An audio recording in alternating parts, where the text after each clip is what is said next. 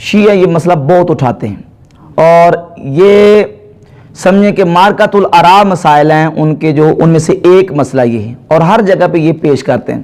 جس طرح باغ فتح کا مسئلہ خلافت ہے، اسی طرح یہ جو مسئلہ ہے جنازہ رسول صلی اللہ علیہ وسلم کے حوالے سے، وہ کہتے ہیں دیکھیں یہ آپ کہتے ہیں ابو بکر و عمر نبی کریم علیہ السلام کے بڑے سچے محب تھے، بڑے سچے صحابی تھے، انہوں نے تو اللہ کے نبی علیہ السلام کا جنازہ نہیں پڑھا. اور پھر اس طرح کی جناب وہ مردود قسم کی روایات اور تاریخی چیزیں پیش کر کے وہ ثابت کرنے کی ناکام کوشش کرتے ہیں. جبکہ اہل سنت اور اہل تشیع کی جو کتابیں ہیں معتبر کتابیں ہیں، ان میں یہ بات بالکل واضح طور پر موجود ہے کہ نبی کریم صلی اللہ علیہ وسلم کے وصال سے پہلے بھی، حضور کے وصال کے وقت بھی، اور نبی کریم علیہ السلام کے وصال کے بعد بھی سرکار دو عالم علیہ السلام کی قبر پر انوار بنانے تک سیدنا ابو بکر صدیق رضی اللہ تعالیٰ عنہ وہاں موجود رہے. سنی شیعہ کتابوں میں موجود ہے، لیکن اس کے باوجود بھی وہ منقطع اور اس طرح کی مردود قسم کی روایات پیش کر کے، چونکہ انہوں نے اپنا مذہب ثابت کرنا ہوتا ہے اس بات سے، تو وہ اس طرح کی باتیں پیش کر کے لوگوں کو ورگلاتے ہیں. رسول پاک صلی اللہ علیہ وسلم کے وصال اقدس سے پہلے حضور علیہ السلام نے جو وصیتیں حضور نے فرمائی ہیں اپنی امت کے لیے اور اپنے وصال کے بعد کے معاملات کے حوالے سے، وہ وصیتیں حضور نے کس کو کی ہیں؟ سرکار دو عالم علیہ السلام نے کس کو بتایا اور حضور سے کس نے پوچھا کہ یا رسول اللہ آپ کے وصال اقدس کے بعد آپ کو غسل کون دے گا، کفن کون دے گا؟ یہ حضور سے کس نے پوچھا؟ یہ پوچھنے والے ابو بکر صدیق رضی اللہ تعالیٰ عنہ. اور یہ اہل سنت کی نہیں بلکہ اہل تشیع کی کتابوں میں موجود ہے.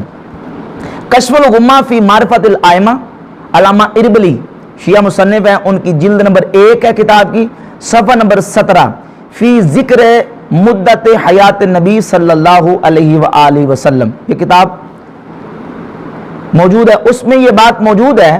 اور اسی طرح جلال العیون ملا باقر مجلسی کی کتاب صفحہ 134 پر یہ مضمون موجود ہے. پیارے آقا کریم علیہ السلام سے سیدنا صدیق اکبر نے پوچھا یا رسول اللہ جب آپ کا وصال ہوگا تو حضور آپ کو غسل کون دے گا؟ سرکار نے فرمایا میرے اہل بیت. حضور آپ کو کفن کون دے گا؟ فرمایا میری اہل بیت. تو کیف الصلاۃ علیکا، اے اللہ کے نبی آپ پر جنازہ کس طرح پڑھا جائے گا، صلات کس طرح ہوگی؟ تو رسول کریم علیہ السلام نے ارشاد فرمایا جب میرا وصال ہو جائے اور تغسیل و تکفین کے بعد تم باہر چلے جانا تھوڑی دیر کے لیے، سب سے پہلے میرا اللہ مجھ پر درود بھیجے گا، پھر جبریل و میکائیل و اسرافیل اور ملک الموت علیہم السلام فرشتے لشکر کی صورت میں آئیں گے، مجھ پر درود و سلام بھیجیں گے. پھر تم داخل ہو جانا زمرتن زمرہ، گروہ در گروہ، قافلہ در قافلہ آنا، فصلوا علیہ وسلموا تسلیما، پھر مجھ پر تم درود و سلام خوب خوب درود و سلام بھیجنا. یہ جلال العیون میں موجود ہے اور کشف الغمہ فی معرفت الائمہ میں بھی موجود ہے. یہ کس نے پوچھا؟ ابو بکر صدیق نے، اور حضور علیہ السلام نے یہ وصیتیں سیدنا ابو بکر صدیق رضی اللہ تعالی عنہ کو فرمائی. اہل سنت کی کتابوں میں سے المستدرک علی الصحیحین امام حاکم کی کتاب ہے، جلد نمبر 3 صفحہ 276، مطبوعہ قدیمی کتب خانہ. یہ روایت تقریباً ملتے جلتے مضمون کے ساتھ اہل سنت اور اہل تشیع دونوں کی کتابوں میں موجود ہے. اس کے بعد جب نبی کریم علیہ السلام کا وصال اقدس ہوا، اس کے بعد صدیق اکبر رضی اللہ عنہ حضور کی بارگاہ اقدس میں آئے. صحیح بخاری جلد 1 صفحہ 166، فکشف عن وجہہ، صدیق اکبر جب حضور کی بارگاہ میں آئے نبی کریم علیہ السلام کے چہرہ مقدسہ سے کپڑا ہٹایا، ثم اکب علیہ فقبلہ، کپڑا ہٹا کے جھک گئے اور جھک کر اللہ کے نبی علیہ السلام کی پیشانی کو بوسہ دیا اور عرض کی ابی انت یا نبی اللہ لا یجمع اللہ علیک موتتین، اے اللہ کے نبی میرے باپ آپ پر قربان ہو جائیں، اللہ آپ پر 2 موتیں جمع نہیں کرے گا. تو حضور کے وصال کے وقت بھی ابو بکر صدیق موجود، وصال سے پہلے بھی موجود ہے اور وصال کے بعد بھی موجود ہے. اس کے بعد اسی موقع پر نبی کریم علیہ السلام کے صحابہ ابو بکر صدیق کے پاس آئے. جامع ترمذی میں حدیث ہے، حضرت سالم بن عبید الاشجعی رضی اللہ تعالیٰ عنہ صحابی رسول فرماتے ہیں ہم نے ابو بکر صدیق سے پوچھا یعنی اب معلومات اور انفارمیشن صحابی لے رہے ہیں حضرت ابوبکر صدیق سے. یا صاحبہ رسول اللہ صلی اللہ علیہ وسلم انصلی علی رسول اللہ صلی اللہ علیہ وسلم، اے اللہ کے نبی کے صحابی، کیا ہم اللہ کے نبی علیہ الصلوۃ والسلام پر صلات پڑھیں گے، جنازہ پڑھیں گے؟ قال نعم، فرمایا ہاں، لیکن اس کی کیفیت کیا ہوگی، کس طرح پڑھیں گے؟ فرمایا ہاں پڑھیں گے. تو انہوں نے قالوا وکیفا، کہا کہ کس طرح پڑھیں گے؟ قال، فرمایا یدخل قوم، ایک قوم آئے گی، فیکبرون ویدعون ویصلون، آ کے تکبیر پڑھیں گے، دعا کریں گے، دروشی پڑھیں گے، ثم یخرجون، پھر وہ نکل جائیں گے، ثم یدخل قوم، پھر دوسری قوم آئے گی، فیکبرون ویصلون ثم یخرجون حتی یدخل الناس، حتی کہ سارے کے سارے لوگ نبی کریم صلی اللہ علیہ وسلم کی ذات اقدس پر درود و سلام پڑھ کے فارغ ہو جائیں گے. قالوا یا صاحبہ رسول اللہ صلی اللہ علیہ وسلم ایدفن رسول اللہ صلی اللہ علیہ وسلم، اے اللہ کے رسول کے صاحب، ساتھی، صحابی، کیا حضور نبی کریم علیہ السلام کی تدفین ہوگی؟ قال نعم، فرمایا ہاں تدفین بھی ہوگی. یہ کس سے پوچھا جا رہا ہے؟ ابو بکر صدیق سے. کہاں تدفین ہوگی؟ قالوا اینا، انہوں نے پوچھا وہ تدفین حضور کی کہاں ہوگی. یہ جامع ترمذی کی جو شمال الترمذی امام ترمذی کی ہے، اس کی حدیث نمبر 333 ہے اور سند صحیح کے ساتھ موجود ہے. اب صدیق اکبر سے پوچھا کہ اینا، حضور کی تدفین کہاں ہوگی؟ تو صدیق اکبر نے جواب دیا المکان الذی قبض اللہ فیہ روحہ، اس جگہ پر حضور کی تدفین ہوگی جہاں اللہ نے حضور علیہ الصلوۃ والسلام کی روح مبارک کو قبض فرمایا. فإن اللہ لم یقبض روحہ الا فی مکان طیب، کیونکہ اللہ نبی علیہ الصلوۃ والسلام کی روح کو جہاں اللہ نے قبض کیا ہے پاکیزہ جگہ پہ قبض کیا ہے. فعلموا انہ صدق، تمام صحابہ نے اس بات پر اتفاق کر لیا کہ ہاں ابو بکر صدیق نے سچ کہا ہے، صحیح کہا ہے. جہاں ابو بکر صدیق نے مشورہ دیا ہے اللہ کے نبی علیہ الصلوۃ والسلام کی تدفین بھی وہیں ہوگی، یعنی حجرہ سیدہ عائشہ صدیقہ رضی اللہ تعالی عنہا.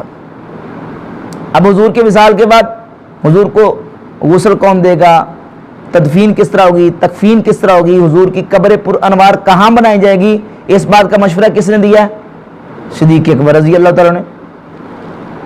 بات واضح ہوگی نا. اب یہ بات کہنا کہ ابو بکر و عمر وہاں موجود ہی نہیں تھے، یہ تو بات احادیث صحیحہ کے بالکل خلاف ہے، صحیح حدیثوں کے خلاف ہے. یہ بات اس طرح کی وہ روایت مردود ہے حدیث صحیحہ کے مقابلے میں جس میں یہ ہے کہ ابو بکر و عمر وہاں موجود نہیں تھے. اسی مضمون کی ایک حدیث شمائل الترمذی، امام ترمذی رحمۃ اللہ علیہ نے جو نبی کریم علیہ السلام کے شمائل پہ کتاب لکھی ہے، جامع ترمذی کے ساتھ بھی یہ چھپی ہے اور الگ سے بھی چھپی ہے. حدیث کا نمبر ہے 326، سند صحیح کے ساتھ ہے. سیدہ عائشہ صدیقہ رضی اللہ تعالیٰ عنہ فرماتی ہیں لما قبض رسول اللہ صلی اللہ علیہ وسلم، جب حضور کا وصال اقدس ہوا، اختلافوا فی دفنہ، حضور کی تدفین میں اختلاف ہوا کہ نبی کریم علیہ السلام کی قبر شریف کہاں بنائی جائے. فقال ابو بکر، تو صدیق اکبر نے اس موقع پر کہا، کب؟ جب حضور کی تدفین کے بارے میں اختلاف ہوا کہ قبر شریف کہاں بنائی جائے. تو صدیق اکبر نے کہا سمعت رسول اللہ صلی اللہ علیہ وسلم قال، میں نے اللہ کے نبی علیہ الصلوۃ والسلام سے سنا حضور نے فرمایا ما قبض اللہ نبیا الا فی الموضع الذی یحب ان یدفن، فرمایا کہ اللہ اپنے نبی کی وہاں روح کو قبض کرتا ہے جہاں اللہ کے نبی پسند کرتے ہیں کہ میری قبر یہاں بنے. ادفنوا فی موضع فراشہ، حضور علیہ الصلوۃ والسلام کی قبر وہاں بناؤ جہاں نبی کریم علیہ الصلوۃ والسلام کا بستر مبارک تھا. اور حضور کا بستر کہاں تھا؟ حجرہ سیدہ عائشہ صدیقہ رضی اللہ تعالی عنہا میں. تو شمائل الترمذی کی اس حدیث کے مطابق بھی یہ بات واضح ہے کہ صدیق اکبر حضور کی تدفین کے وقت بھی موجود تھے. اب شیعہ کی کتابوں میں سے بالکل جو صاف سری روایات موجود ہیں، اہل تشیع کی ایک بڑی مشہور اور معتبر کتاب ہے کتاب سلیم ابن قیس الہلالی، صفحہ 70 پر موجود ہے کہ پھر مہاجرین و انصار میں سے 10 کر کے لوگ سیدہ عائشہ صدیقہ کے حجرہ شریف میں داخل ہوئے. سیدہ عائشہ صدیقہ رضی اللہ تعالیٰ کا حجرہ ظاہر اس کی جو چڑائی تھی یا اس کا جو رقبہ تھا وہ اتنا تھا کہ جس میں صرف 10 لوگ ہی کھڑے ہو سکتے تھے. نبی کریم صلی اللہ علیہ وسلم کی چارپائی مبارک تھی، 10 صحابہ اندر جاتے، دروشی پڑھ کے واپس آ جاتے، پھر 10 جاتے، پھر واپس آ جاتے. تو ہزاروں کی تعداد میں جو حضور علیہ السلام کے صحابہ تھے ان کو دروشی پڑھتے سرکار دو عالم علیہ السلام کی ذات اقدس پر تقریباً 3 دن گزر گئے.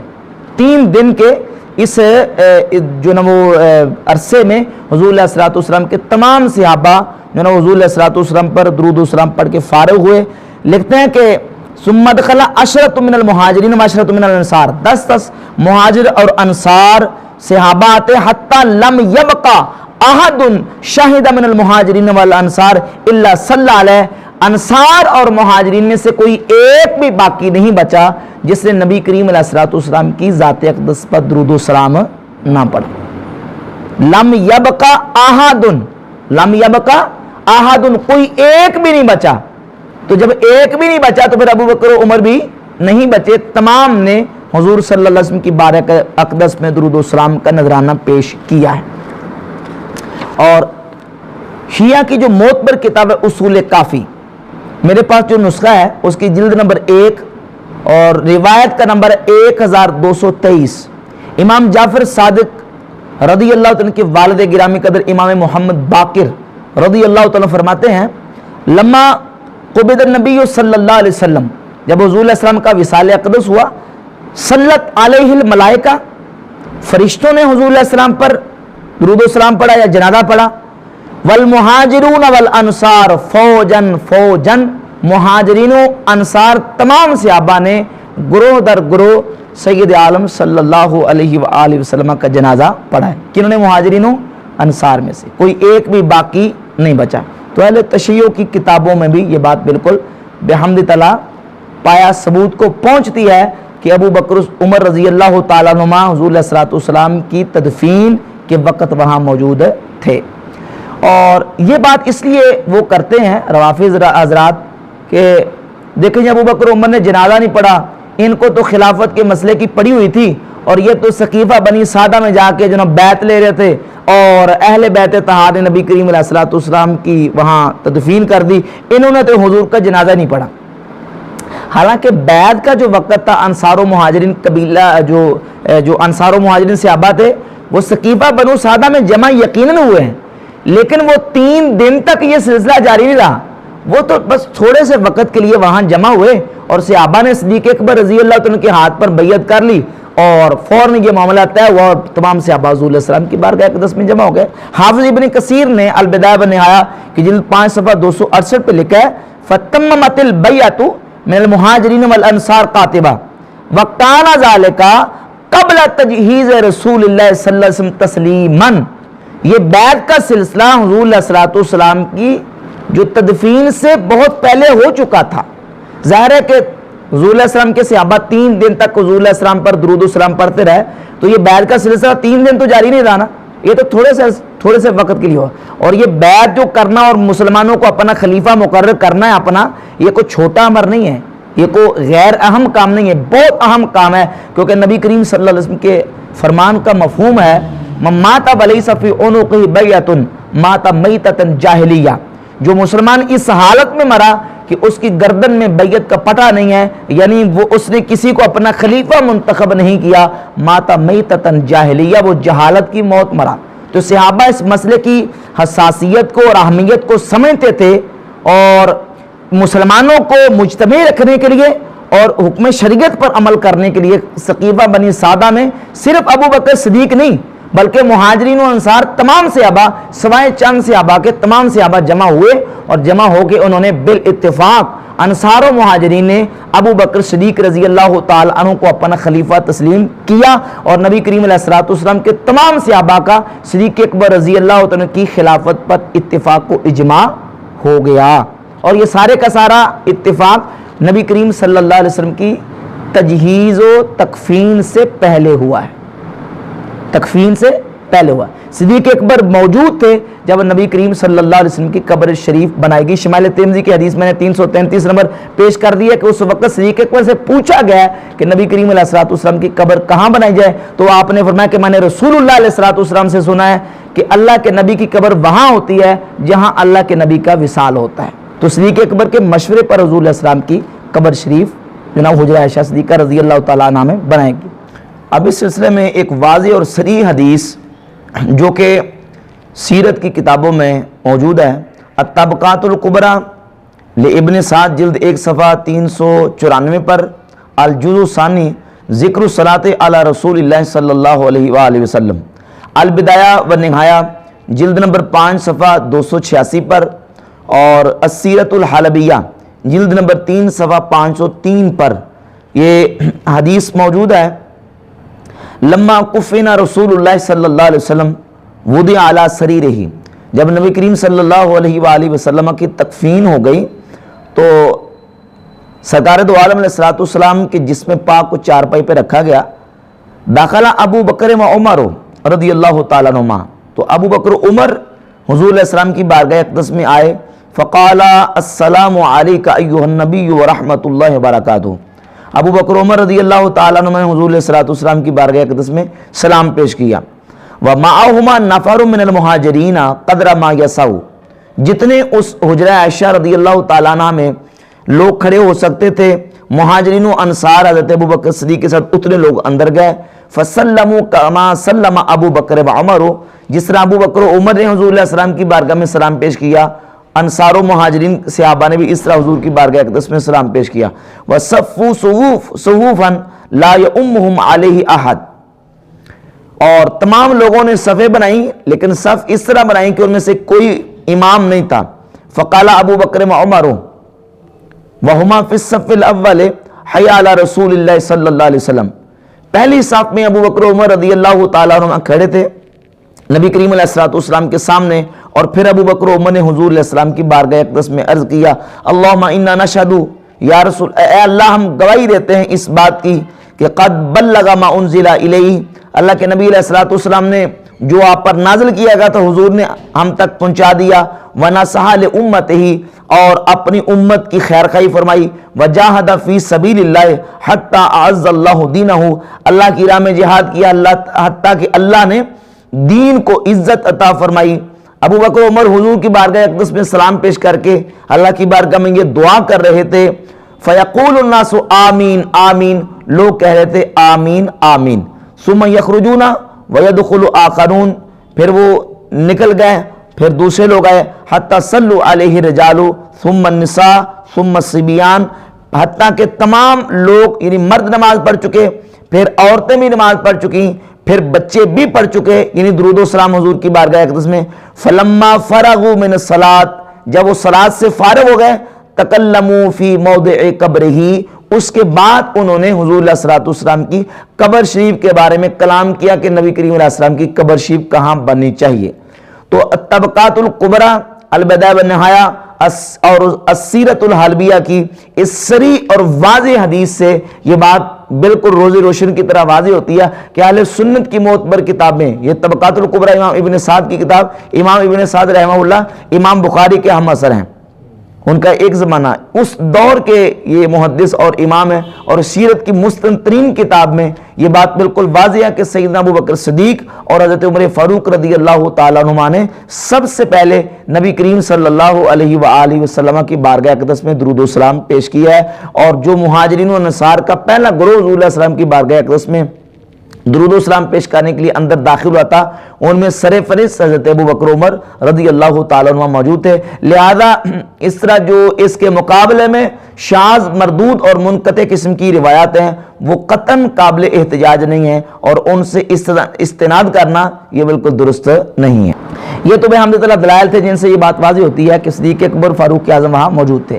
اب ایک مردود قسم کی روایت پیش کرتے ہیں روافض، اور وہ روایت پیش کر کے کہتے ہیں دیکھیں جی ابو بکر عمر وہاں موجود نہیں تھے۔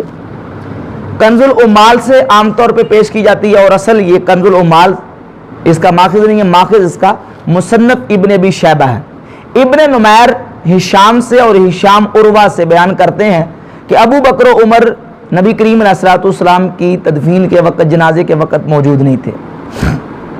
اب یہ ایک مردود قسم کی روایت پیش کر کے کہتے ہیں دیکھیں جی ثابت ہو گیا کہ ابو بکر عمر نے جنازہ نہیں پڑھا، حالانکہ فنی اعتبار سے اور اصول حدیث کے اعتبار سے یہ روایت قطعاً قابل احتجاج نہیں ہے، اور احادیث صحیحہ کے مقابلے میں بالکل مردود ہے اور کسی صورت میں مقبول نہیں ہے۔ وہ یوں کہ اس روایت میں جو راوی ہشام بن عروہ ہے ان کے بارے میں محدثین نے اپنی کتابوں میں لکھا ہے، بحمد تعالیٰ میں پورے وثوق اور حقائق کی روشنی میں یہ بات بیان کر رہا ہوں کہ ہشام بن عروہ یہ اپنے آخری دور میں اختلاط کا شکار ہو گئے تھے اور ان کے حافظے میں تغیر آ گیا تھا۔